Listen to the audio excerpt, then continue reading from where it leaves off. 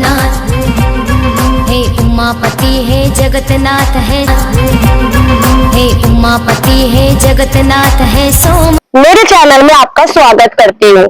आज हम आए महादेव जी के 12 ज्योतिर्लिंग में से सर्वप्रथम ज्योतिर्लिंग सोमनाथ ज्योतिर्लिंग पे। सोमनाथ ज्योतिर्लिंग जो है वो गुजरात में स्थित है।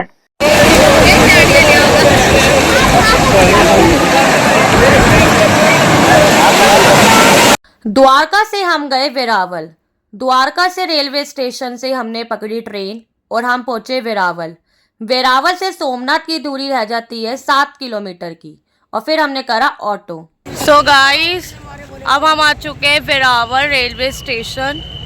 यहाँ से आपको ऑटो की फैसिलिटी और कैब की फैसिलिटी मिल जाती है। ऑटो जो है वो 400 रुपीज़ में कह रहे हैं सोमनाथ छोड़ने के लिए, और कैब ऑल्सो 500 रुपीज़ चार्ज। मेरे चैनल में आपका स्वागत करती हूँ। आज हम आए महादेव जी के 12 ज्योतिर्लिंग में से सर्वप्रथम ज्योतिर्लिंग सोमनाथ ज्योतिर्लिंग पे। सोमनाथ ज्योतिर्लिंग जो है वो गुजरात में स्थित है तथा इसको जो महादेव जी की 12 ज्योतिर्लिंग में से सर्वप्रथम रखा गया है। और ज्योतिर्लिंग में आने के लिए यहाँ पर स्टे व्यवस्था कैसे रहने वाली है, होटल्स मैनेजमेंट कैसे रहने वाला है, खाने के लिए क्या क्या व्यवस्था रहने वाली है, यहाँ पे मुख्य धार्मिक स्थल कौन से है जो हम घूम सकते हैं सोमनाथ में, सारी चीजें आपको मेरी वीडियो में मिल जाएगी। सो गाइस, आज हम आ गए हैं सोमनाथ टेम्पल जी, जो कि सबसे प्रथम ज्योतिर्लिंग है। और ये हमारा होटल है नंदी होटल, जो कि बेस्ट बजट होटल है। आप आओ तो इसमें व्यू इतना अच्छा है। इसकी सेकंड फ्लोर पे हमने रूम लिया, उस रूम पे डायरेक्ट सोमनाथ टेम्पल के डायरेक्ट दर्शन हो रहे हैं। बिल्कुल मंदिर से ये 100 मीटर के उस पे डिस्टेंस पे है, तो आप चेक कर सकते हो गाइस। अगर आप इधर आओ तो ये ट्राई आप कर सकते हो, बजट फ्रेंडली होटल है ये। और हम कार्ड भी दे देंगे, बाकी हम कार्ड में मेंशन भी कर देंगे और नंबर भी दे देंगे। पर रूम चार्जेस क्या रहने वाला है? पर रूम चार्जेस बड़े बजट फ्रेंडली है, इनके 1000 से स्टार्ट हो जाते हैं और अपना ये 200 225 यहाँ तक जाएंगे। सो गाइस, हम इधर आ रहे थे, हमें हमारे सब्सक्राइबर मिल चुके हैं लेकिन जो ये यहीं के भैया है, ऑटो हमने इन्हीं का किया है, ठीक है। तो जो भी कभी कोई गुजरात में आए, नंदी होटल के सामने इनका ऑटो चलता है और लोकल यहाँ पे ऑटो का काम करते हैं। तो नंबर और वो मैं आपका लिंक में डाल दूंगा। बाकी आप कुछ कहना चाहोगे हमारे यूट्यूब फैमिली के लिए? जो गाइस, आपको कभी भी यहाँ सोमनाथ मंदिर पे आना हो, ये अपना होटल है, मेरा नंबर तुमको यहाँ मिलेगा, आके मेरे कांटेक्ट करना, अच्छा सर्विस देंगे, अच्छे से घुमाएंगे। शुक्रिया, धन्यवाद। जो भी इनके लोकल साइट्स होते हैं और एक अदर पार्ट में जो इनका अलग से रूट जाता है, उसमें भी 3 पॉइंट्स होते हैं, वो हम आपको उसमें डिस्क्रिप्शन में वो कर देंगे मेंशन, तो आपका इनका नंबर भी वो कर देंगे मेंशन। बाकी इनको प्लीज सपोर्ट करिए। और आपके पास कोई कार्ड है तो आप वो भी दे सकते हैं। नहीं, वो मेरा खुद का कार्ड नहीं है, यहाँ का सबका वो है। नंबर कर देंगे भैया का, बड़ा स्वीट नेचर है, बड़ा ढंग से ट्रीट करा इन्होंने। Thank you so much. जय सोमनाथ। गाइस, अब हम जा रहे हैं सोमनाथ जी के दर्शन करने के लिए और आपको मैं सारा हिस्ट्री भी बताऊंगी, इतिहास भी बताऊंगी कि सोमनाथ बाबा जी के दर्शन करने के लिए वहाँ पे क्या चीजें, क्या इतिहास है, सोमनाथ मंदिर क्यों बनाया गया। सबसे इम्पोर्टेंट थिंग तो ये है कि सोमनाथ मंदिर क्यों बनाया गया, तो वो चीज मैं आपको दिखाऊंगी। तो गाइस, अब हम आ चुके हैं सोमनाथ के ट्रस्ट में, जहाँ पे किसी भी तरीके के फोन्स, कैमरास और कोई भी इलेक्ट्रॉनिक आइटम जो है वो अलाउड नहीं है मंदिर में। तो यहाँ पे जमा होता है और उसके बाद आप मंदिर में दर्शन करने के लिए जा सकते हो। और ये निःशुल्क सेवा है, फ्री ऑफ कॉस्ट, ठीक है। तो अब आपको मंदिर का भी पूरा दिखाएंगे। ये सोमनाथ ज्योतिर्लिंग है, जो मंदिर के बाहर से दर्शन होते हैं और अंदर जाने के बाद मंदिर में महादेव जी बैठे हैं, पूरा गोल्ड का बना हुआ है। हर हर महादेव।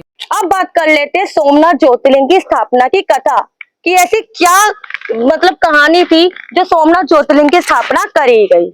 कहा जाता है स्कंद पुराण के अनुसार प्रभास में दक्ष की 27 कन्या थी, दक्ष प्रजापति की 27 कन्याएं थी और 27 की 27 कन्याओं का उन्होंने विवाह चंद्रदेव से करा दिया था। परंतु जो चंद्रदेव का जो व्यवहार था वो रोहिणी के प्रति ज्यादा आकर्षक था। परंतु बार बार दक्ष प्रजापति ने समझाया कि और भी आपकी जो पत्नी है उन पे ध्यान दे, परंतु उनके व्यवहार में कोई बदलाव नहीं आया। तब दक्ष जो थे उनको क्रोध आ गया और उन्होंने उनको चंद्रदेव को शयन योग होने का श्राप दे दिया। धीरे धीरे करके वो शयन योग होने लगे, पूरे जो संसार पे थे उन पे विपरीत असर होने लगा। चंद्रदेव जी फिर गए ब्रह्मा जी के पास। ब्रह्मा जी ने बताया कि यहाँ पे होता है सरस्वती संगम, और चंद्रदेव जी ने सरस्वती संगम में जाकर आराधना करी कई हजार सालों तक, तथा उन्होंने फिर जब महादेव जी की आराधना करी और महादेव जी अपनी आराधना से प्रसन्न हुए, तथा उन्होंने उनको श्राप युक्त करा। कृष्ण पक्ष और शुक्ल पक्ष दोनों को सोमनाथ ज्योतिर्लिंग से ही जोड़ा जाता है, तथा इस तरीके से जो प्रभास का जो था वो खत्म होता है सारा। अब मैं आपको बताती हूँ सोमनाथ का मतलब होता है सोम के है सोमनाथ, और नाथ है हमारे है ही भगवान महादेव जी, तो सोमनाथ। तो बोलो जय सोमनाथ, जय सोमनाथ। गाइस तो हम आए हैं इंडियन ओशन बीच पे, जो इंडियन ओशन बीच पे ये सोमनाथ ज्योतिर्लिंग बना हुआ है, और ये 12 ज्योतिर्लिंग में से सर्वप्रथम ज्योतिर्लिंग है। और अब हम बात कर लेते हैं ब्लू कलर का जो ग्लोबल बना हुआ है, इसको कहते हैं समुद्र मार्गदर्शक तीर्थ स्तंभ। इस समुद्र मार्गदर्शक तीर्थ स्तंभ में आप देखोगे बीच में एरो बना हुआ है, और इसमें जितना भी है सब संस्कृत भाषा में लिखा गया है। और इसका अर्थ है कि आप जितना भी देखोगे तक आपकी नजर जाएगी, यहाँ पे कोई पृथ्वी नहीं मिलेगी, सिर्फ पानी ही पानी मिलेगा, समुद्र ही समुद्र मिलेगा जहाँ तक आप जाओगे। ये है समुद्र मार्गदर्शक तीर्थ स्तंभ की खासियत, ये जो सोमनाथ ज्योतिर्लिंग को जोड़ती है। अब हम करते हैं 12 ज्योतिर्लिंग नाम मंत्र।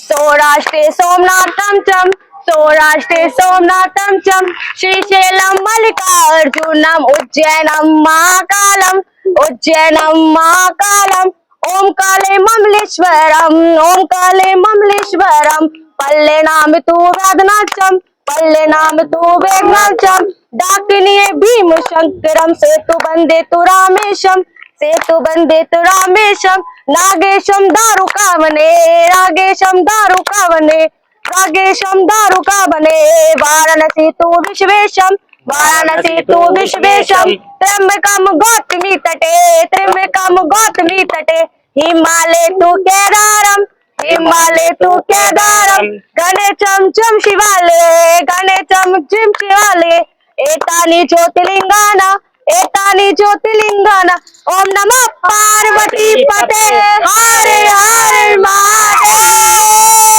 ये है हमीर जी गोहिल की मूर्ति, जिसे घोड़े वाली मूर्ति भी कहा जाता है। ये है हमीर जी गोहिल, जो सोमनाथ मंदिर से पहले पड़ती है घोड़े वाली मूर्ति, जिनको कहा जाता है हमीर जी गोहिल।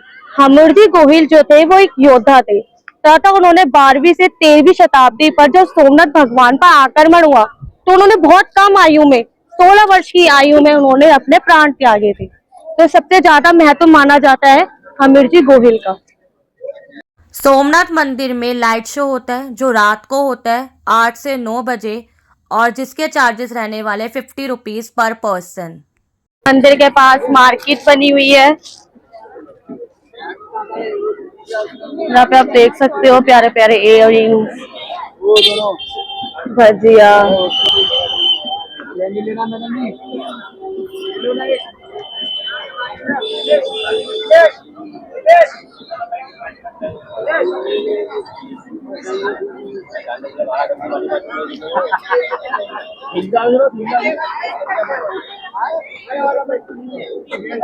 शंख भी मिल जाते हैं।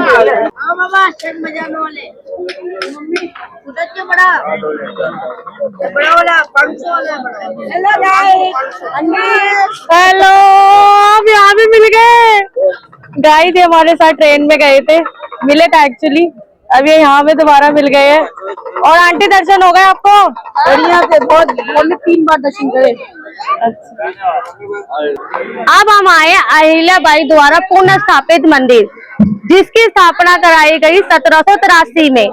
इसको जूना मंदिर के नाम से भी जाना जाता है, क्योंकि जो ये सोमनाथ का ज्योतिर्लिंग बना है ये नया मंदिर है और इसको पुराने मंदिर के नाम से जाना जाता है। तो चलिए अब आपको हम दर्शन कराते हैं, और साथ में यहाँ पे पूजा के लिए भी प्रसाद मिल जाता है। आंटी ये कितने का थाल है? 40 का। ये 40 का जोड़ा है, आंटी अभी लेती हूँ। ये 40 रुपए का जोड़ा है जो अंदर चढ़ता है, 40 का भी है। तो अब आपको हम चलते हैं और दिखाते हैं और मंदिर में अंदर के दर्शन कराते हैं, और इस मंदिर की महत्वता के बारे में भी अंदर हम बताएंगे आपको। हम आ चुके हैं अहिल्या भाई के द्वारा स्थापित किया हुआ ओल्ड मंदिर, तो उसमें आ चुके हैं। अब हम आपको अंदर के दिखाते हैं दर्शन, अगर फोन अलाउड होगा तो बिल्कुल आप सबको दिखाते हैं।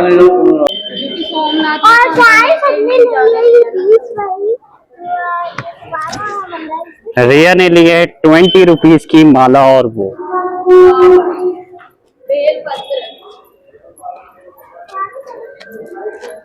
और ये आ रहे हैं सारे नोनू रिया ब्लॉग की फैमिली। ये है नोनू जी। यही है अहिल्या माता जी, जिन्होंने सोमनाथ को, ये वाले पुराने सोमनाथ को बनाया गया था। वो मुगल साम्राज्य में 17 बार हमला किया और जो है सोमनाथ मंदिर को जो है ध्वस्त कर दिया। उसके बाद अहिल्याबाई ने जो 1783 के अंदर इस मंदिर को बनवाया और उसी समय से यहाँ पूजा होती रही। और 1947 के बाद जो है नया मंदिर बना, उसके बाद वहाँ भी पूजा होती है, यहाँ भी पूजा होती है, दोनों जगह के ऊपर। सीधी साफ भाषा में बोला जाए, जो सीढ़ियों के नीचे जो शिवलिंग बना हुआ है ये खुदाई में मिला था तथा ये अहिल्याबाई द्वारा स्थापित शिवलिंग है। और जो ऊपर मंदिर बना हुआ है ये है अहिलेश्वर महादेव जी का मंदिर, जो बाद में अहिल्याबाई द्वारा स्थापित है।